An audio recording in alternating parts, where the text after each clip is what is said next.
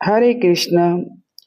तप वही सच्चा है जो आत्मा को ऊपर उठाए।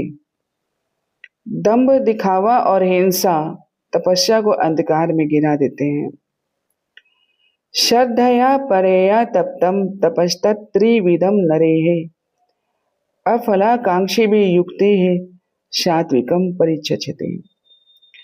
भगवान श्री कृष्ण अर्जुन से कहते हैं, हे अर्जुन, जो मनुष्य किसी भौतिक लाभ की इच्छा किए बिना केवल भगवान में प्रवृत्त होकर दिव्य श्रद्धा से तप करता है, वह सात्विक तपस्या कहलाती है।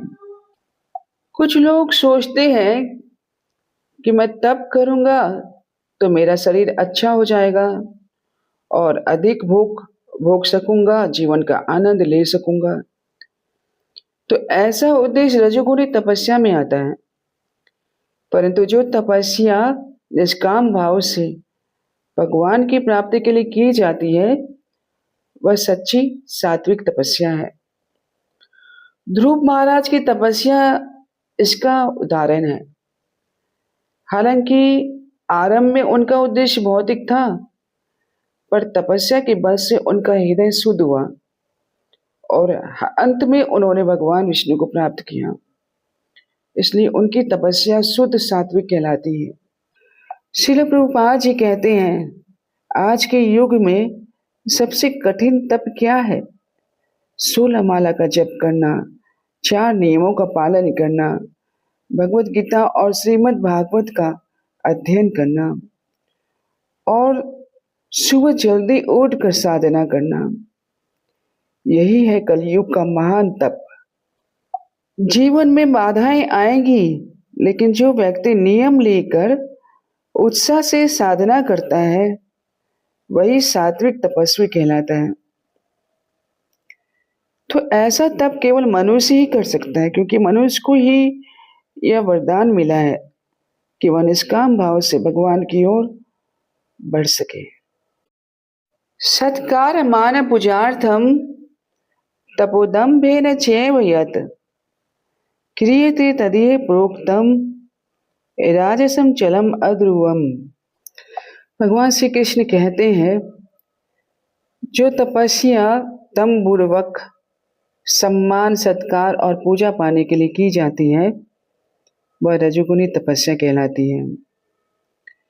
ऐसी तपस्या करने वाले सोचते हैं लोग मेरा आदर करें, मेरे नाम की चर्चा हो, मेरे मरने के बाद मेरी मूर्ति बने। पर वास्तव में यह सब दिखावा होता है। वे अपने भोले भाले अनुयायियों को ठगने का प्रयास करते हैं। देखो, मैंने कितना बड़ा व्रत लिया है, मैंने इतने दिन उपवास किया है, और लेकिन उसके भीतर का उद्देश्य क्या होता है? केवल अपना यश और सम्मान पाना।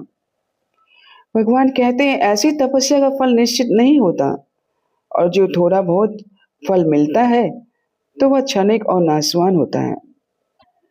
इसलिए उसकी तपस्या भगवान की प्रसन्नता के लिए नहीं, बल्कि अपने दंभ, अहंकार या नाम पाने की इच्छा से किया है, और वह उसकी तपस्या कभी स्थायी नहीं होता।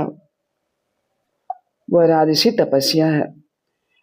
ऐसा व्यक्ति बाहर से तपस्वी दिखते हैं, पर भीतर से वह अस्थिर और असंतुष्ट रहते हैं।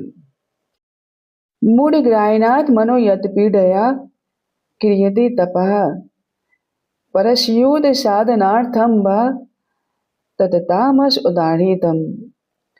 भगवान श्री कृष्ण कहते हैं, जो तपस्या मूर्खतावश अपने को पीड़ा देने के लिए या दूसरों को विनष्ट करने के लिए की जाती है, वह तामसी तपस्या कहलाती है। जैसे हिरण्यकशिपु, उसने बड़ी कठोर तपस्या की थी, पर उसका उद्देश्य क्या था? दूसरों का विनाश करना। हिरण्यकशिपु ने 3 कारणों से तपस्या की थी। ब्रह्मा जी का पद पाना चाहता था, भगवान विष्णु को मारना चाहता था, और तीसरा, वह अमर होना चाहता था। तो यहाँ उनके 3 उद्देश्यों में कहीं भी भक्ति का भाव नहीं था, इसलिए उसकी तपस्या तमोगुणी कहलाती है। ऐसे ही रावण, कंस सबने कठोर तपस्या किए, लेकिन उद्देश्य था दूसरों को कष्ट देना। तमोगुणी व्यक्ति को दूसरों की पीड़ा देखकर ही आनंद मिलता है। वह सोचता है मैं खुद भी कष्ट सह लूं, बस दूसरों को दुख जरूर पहुंचे। यही है तमस का स्वभाव। भगवान कहते हैं ऐसी तपस्या से ना तो आत्मा की उन्नति होती है, ना मुझे प्रसन्नता होती है। जो धर्म नहीं है उसे ही धर्म मान लेना, यह है तमोगुण का लक्षण।